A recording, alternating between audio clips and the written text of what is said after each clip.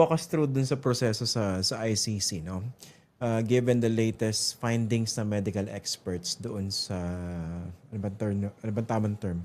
Cognitive situation Oo. ni dating Pangulong Rodrigo Duterte. Basically, ito yung unang tanong, no? Magpuproceed na ba yung proseso dyan patungong trial? And can we expect the actual trial to happen this year? Well, step by the step tayo.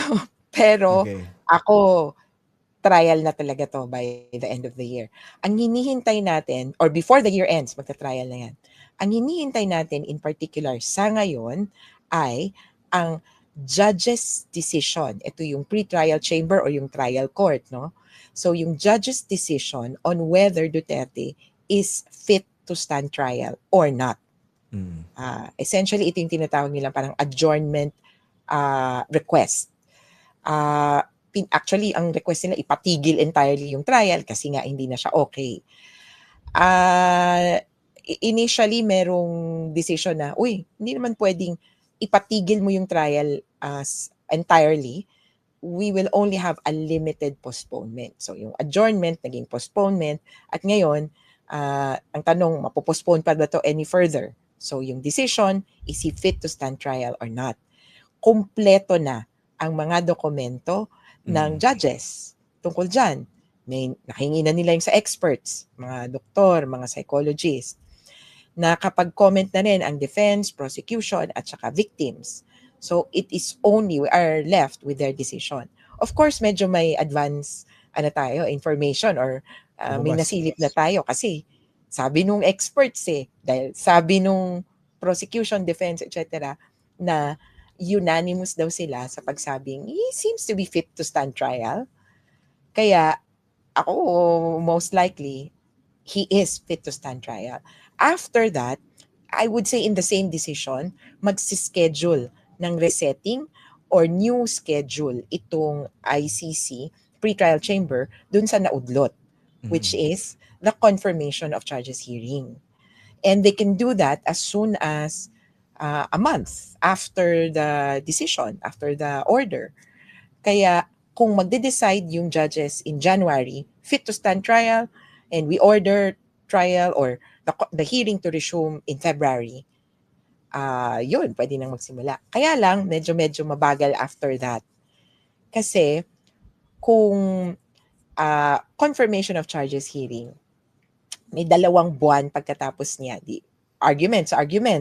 Ito dapat ang kaso niya, hindi ito dapat ang kaso niya, and so forth. After 2 months, saka lang sasabihin ng judges, okay, ito ang final decision. So, February, March, April. Ito ang final decision, ito ang charges laban sa kanya at probably bibigyan siya ng pagkakataon. Pero starting from April onwards, pwedeng i-schedule yung trial proper. Bago magsimula ang trial proper, may mga kuti-kuti na parang mga scheduling, ano ba to? Parang status conferences. Parang, okay na ba? Nakuha nyo na ba yung ebidensya? Okay na ba? May kailangan pa ba tayo?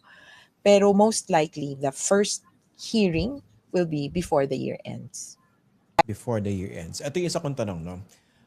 Pag nag-decide yung judges formally, okay, na fit to stand trial itong si Rodrigo Duterte, base nga dun sa unanimous findings ng independent medical experts, okay, pwede pa bang i-apply yun ng defense at pahabain yung Pwede. proseso Yes, pwede pa. Pero ang siste kasi sa ICC, hindi nila hinihintay yung finality of the judgment before the before questioning, proceeding. before proceeding, sorry. Oo, kumbaga, sige, may question ka tungkol sa fitness to stand trial, pero sa ngayon, pending yan dito sa,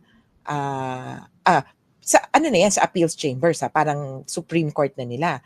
Pero sa tingin ng pretrial chamber, there's no other issue to consider. We should proceed with trial.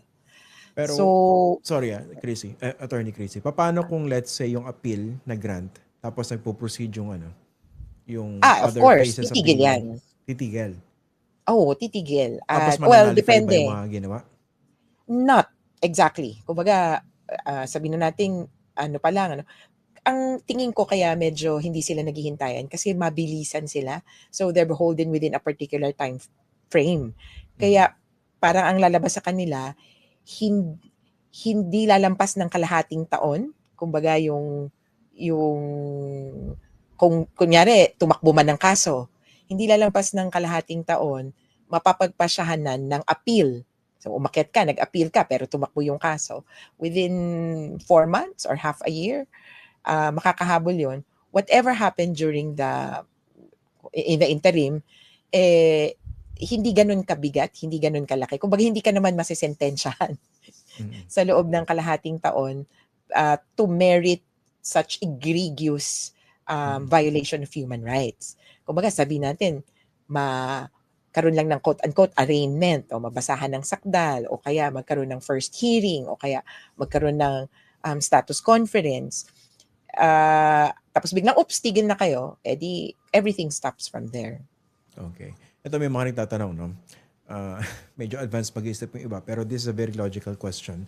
Kung sakali bang mapatunayang guilty si Pangulong Duterte, ano ba yung maximum sentence na pwedeng ipataw sa kanya? 30 years. Sabi ng 30. Rome Statute, life imprisonment, pero sabi nila hanggang mga 30 lang tayo. In reality, Yung- 30 years. Oo, yung parang cap, ultimate cap. Parang yun yung life. Ilan taon na ba si tatay ngayon? Si tatay Carton? Ay, sorry, tatay Digong. 80 80? something.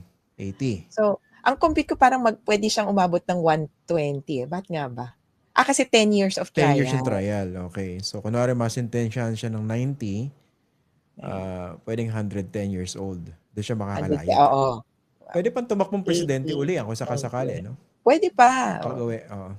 Pwede. Kasi may mga ganyan na quote-unquote acquit. Well, actually, yung particular person na to, si Kenyatta, hindi siya na-acquit. Nag-withdraw yung prosecutor ng charges laban sa kanya kasi nawala yung mga witnesses. Nagtuloy siya bilang presidente after niyang quote-unquote acquit doon or ma-dismiss yung kaso sa ICC. Tapos malaking malaking boost sa kanyang popularity campaign. kasi wow, tingnan nyo, kinasukasuhan nyo. Wala naman pala siyang kasalanan. Kaya lang, of course, parang sabi nga nila, parang kang alam mo yung stain ng dugo, hindi talaga yun nawawala eh. Iba yung niya tinge niya, parang may some kind of discoloration, maninilaw kahit na i-bleach mo na, may kunyari napatakan ka ng dugo, parang merong tinge sa gilid ng patak, hindi mo mabubura talaga yung mancha na ganon. Kaya mahihirapan din sila. Parang O.J. Simpson. Acquitted pero yes. may convince ba na hindi niya ginawa yun? Meron ilan, correct, pero maraming hindi convince na tama yung decision ng korte. Diba? May popular na claim doon, if the glove doesn't fit, acquit. Yes. Diba? Correct. Okay, so 90 years old kung sakasakali ang sentencing nito. No? Kung sakali ma-acquit yan, pwede kang tumakbo at 90 plus years old, na parang si Mahathir. Okay. Ito pa isa kong tanong, no? Kunwari, convicted siya, meron ba tinatawag na parang dyan, pag good behavior ka? Kunwari, bait-bait mo, wala ka namang ginagawang kabalistugan sa detention, pwede bang mapaikli ang sentensya dyan? Sorry, balikan ko lang. Hindi na siya pwedeng tumakbong presidente, ha? Sorry nga pala kasi convicted. Sorry. Hindi, at saka sabi natin ma-acquit dahil one term only. Ayaw nga pala, sorry. One term. Sorry, so, vice president. Sorry, sobra kasi yung admiration ko kay Tatay Digong eh. Talagang gusto pang kong maging presidente pangulo talaga. Sorry. Nagkamali ako. Sige, so... Pero sana, baka naman mabago na yung konstitusyon. Mabago yung konstitusyon para makatakbo. Kasi we deserve another Duterte. Pasensya na po, no? Napakatanga ko lang. Ganun talaga ako antindi admiration ko eh. Kay Tatay Digong. Okay. Yun nga, meron bang yan? Parang good conduct something? Wala. Wala. Meron lang review. Hindi talaga. Napakadiretso no? Wala. Wala eh. Yung GCTA kasi, ang tawag nga nila, parang denumero ka na niyan kapag bibilangin mo may formula, kapag nag-aral ka, ganito. Wala silang ganong sitwasyon, pero pwedeng pag-usapan, kumbaga, nire-review naman kasi yung terms of detention, considerations, tapos pwedeng mapaikli yung sentensya kung masyado nang matanda.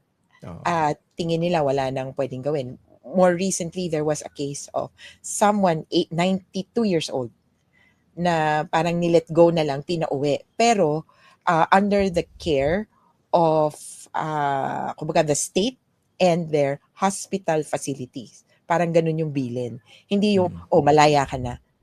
Kung convicted, kailangan pa rin may under certain restrictions.